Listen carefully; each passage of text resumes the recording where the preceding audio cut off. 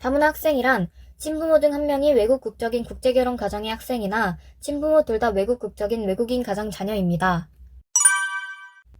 다문화 학생 유형은 국제결혼 가정과 외국인 가정 자녀로 나뉩니다.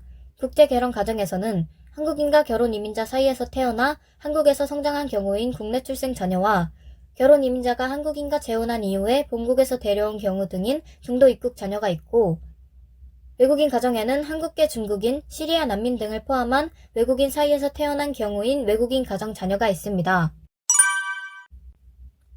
다문화 가정 자녀의 학급별 취학률을 보면 2019년에 만 9세에서 24세인 다문화 청소년 가운데 대학 등 고등교육기관에 진학한 비율은 40.5%였고 2018년 조사 결과보다 9.1% 낮아졌습니다. 초등학교, 중학교, 고등학교 진학률도 전체 국민보다 2에서 3% 낮았습니다. 다문화 학생 언어 장벽 문제 뉴스를 짧게 보시겠습니다. 뭐가 제일 어려워요? 한국보다 어려워요. 공부하거나 이런 건 어려워요? 다 어려워요. 지난해 베트남에서 온 학생도 마찬가지입니다. 어려운 점 같은 거 있어요? 있어요. 뭐가 제일 어려워요? 수업이요.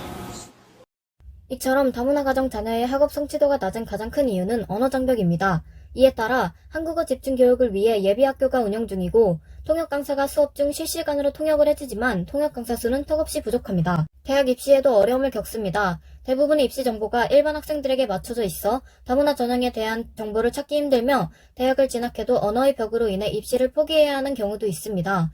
대부분의 대학에서 다문화 학생이 지원할 수 있는 전형을 시행하고 있지만 다문화 학생만을 위한 전형이 아니고 경쟁률도 매우 높습니다. 또한 다문화 학생 5%는 학교폭력 피해자입니다. 해당 이슈가 일어나는 원인으로는 다문화 학생들의 다양한 교육 지원 및 입시 정보에 관한 정보 부족, 사회적인 시선과 편견, 다문화 가족에 대한 한국의 부정적인 시선, 학교 교사의 낮은 다문화 감수성 등이 있습니다. 인종차별 철폐 협약은 1965년 12월 21일 유엔 총회에서 채택되었으며 2020년 12월 기준 182개국이 가입하였습니다.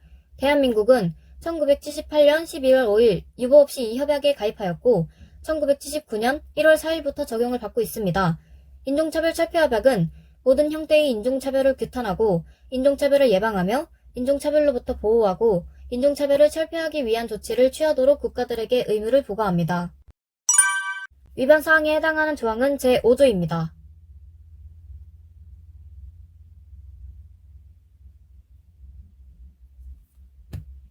해당 이슈에서 다문화 학생들이 교육과 훈련에 대한 평등한 기회와 질을 누리지 못하고 인종차별과 편견에 노출되며 자신의 문화적 정체성과 다양성을 인정받지 못하고 있습니다.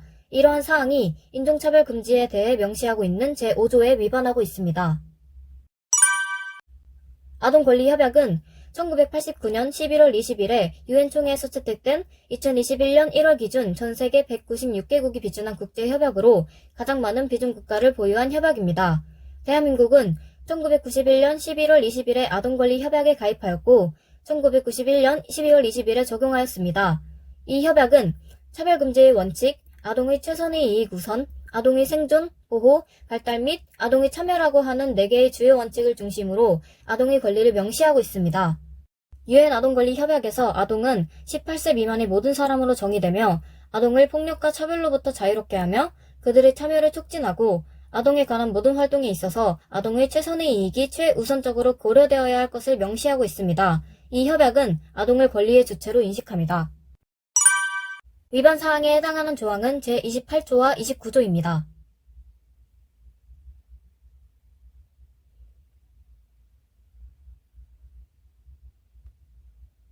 해당 이슈에서 다문화 가정 아이들이 배우고 싶은 것이 있어도 다문화 학교에 선생님들이 배정되지 않아 다문화 학생들이 교육에 대한 권리를 충분히 누리지 못하고 교육의 목적과 일치하지 않는 교육 환경과 과정에 노출되고 있습니다. 이러한 사항이 아동의 교육받을 권리에 대해 명시하고 있는 제28조, 29조에 위반하고 있습니다. 이러한 이슈를 해결하기 위한 대안으로는 먼저 국가의 책무성 존중 면에서는 현재의 동아정책 개선입니다.